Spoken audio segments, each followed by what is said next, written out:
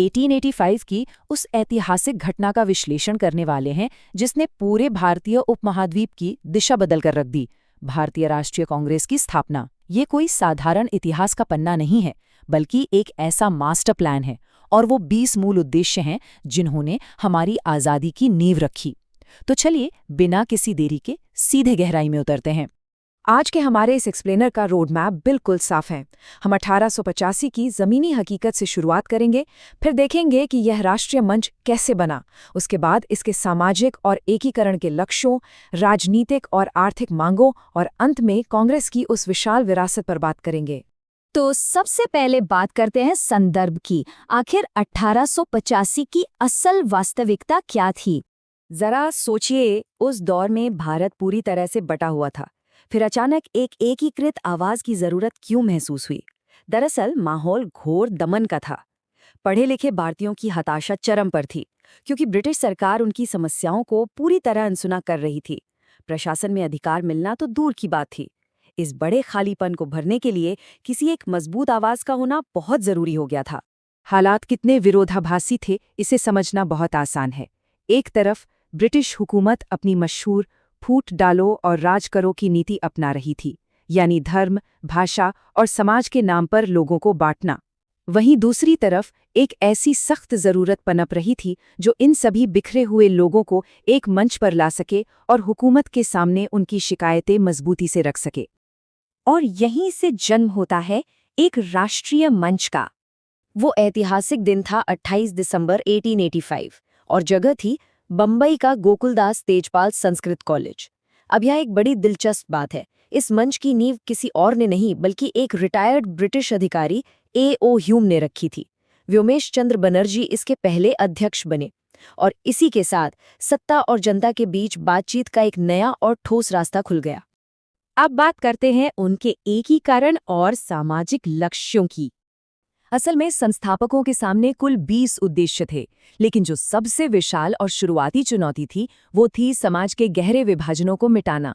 क्योंकि जब तक अलग अलग प्रांतों, धर्मों, जातियों और भाषाओं के लोगों को राष्ट्रीय एकता और भाईचारे के एक धागे में नहीं बांधा जाता, तब तक कोई भी बड़ी लड़ाई जीतना तो बस एक सपना ही था। और ये जो सूची है, ये सच में हैरान करती है। उनका मकसद महज राजनीतिक सत्ता पाना नहीं था। वो जनता को उनके अधिकारों के प्रति जागरूक कर रहे थे, एक पुल का काम कर रहे थे। इसके साथ ही महिला उत्थान, समानता जैसे सामाजिक सुधारों और प्रेस की आज़ादी जैसे बुनियादी लोकतांत्रिक अधिकारों के लिए भी जमीन तैयार कर रहे थे। ये एक तरह से हर मोर्चे पर राष्ट्र निर्माण का काम था। इसी के साथ सामने आती हैं उनकी राजनीतिक और आर्थिक मांगें। सामाजिक मोर्चे के अलावा उनकी मांगें बहुत स्पष्ट और दो टूक थीं। प्रशासनिक स्तर पर देखें तो उन्होंने भारतीय सिविल सेवा यानी ICS की परीक्षा भारत में ही आयोजित करवाने और आयु सीमा बढ़ाने की पुरजोर वकालत की। वहीं आर्थिक स्तर पर उन्होंने अन्यायपूर्ण करों का कड़ा विरोध किया और अपने स्थानीय उद्योगों और कृषि को बचाने की आवाज उठाई।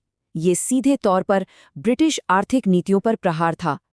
और इसी आर्थिक शोषण की बहस में एक असली गेम चेंजर सामने आया, दादाभाई नौरोजी का धन निकासी सिद्धांत या ड्रेन ऑफ वेल्थ। इस सिद्धांत ने बिल्कुल वैज्ञानिक तर्कों के साथ ये साबित कर दिया कि कैसे भारत का बेशकीमती खजाना लगातार इंग्लैंड की तिजोरियों में जा रहा है। इसने आम जनता को पहली बार समझाया कि उनकी भयानक गरीबी के पीछे की असली वजह क्या है। तो अंत में आइए समझते हैं कांग्रेस की उस ऐतिहासिक विरासत को। शुरुआती दौर के नेता, जिन्हें हम उदारवादी कहते हैं, उनका रवैया बेहद शांतिपूर्ण था। दादाभाई नौरोजी और गोपाल कृष्ण गोखले जैसे नेताओं का उस वक्त ये मानना था कि ब्रिटिश लोग न्यायप्रिय हैं। इसलिए शुरुआत में इन 20 लक्ष्यों को हासिल करने के लिए सिर्फ याचिकाओं, अपीलों और संवैधानिक तरीकों का ही सहारा लिया गया। इस कालक्रम को देखने से एक बात बिल्कुल साफ हो जाती है, शुरुआती लक्ष्य तुरंत आज़ादी पाना था ही नहीं, लेकिन याचिकाओं और अपीलों से शुरू होकर राजनीतिक जागरूकता फैलाने के इस काम ने इतनी मजबूत जमीन तैयार कर दी कि 1900 के दशक के मध्य तक आते आते यही मुहिम असहयोग और भारत छोड़ो जैसे विशाल जन आंदोलनों में तब्दील हो गई। शायद यही उनकी सबसे बड़ी और अहम विरासत है। भारतीयों को धीरे धीरे स्वशासन के लिए तैयार करने का वो शुरुआती और छोटा सा लक्ष्य वक्त के साथ एक ऐसे अजेय तूफान में बदल गया जिसने अंततः भारत को एक पूर्ण रूप से स्वतंत्र और संप्रभु राष्ट्र बनाकर ही दम लिया। बंबई के एक छोटे से कमरे में हुई उस बैठक से लेकर देश भर में फैले विशाल सविनय अवज्ञा आंदोलनों तक का ये सफर सच में रोंगटे खड़े कर देने वाला है। और ये हमारे लिए सोचने को एक बहुत बड़ा सवाल छोड़ जाता है। कैसे चंद शिक्षित लोगों के शांतिपूर्ण विचारों और कुछ याचिकाओं ने एक पूरे राष्ट्र को जगाने की ऐसी चिंगारी पैदा कर दी जिसे कोई बुझा नहीं सका। विचारों की ताकत आखिर क्या कुछ नहीं कर सकती।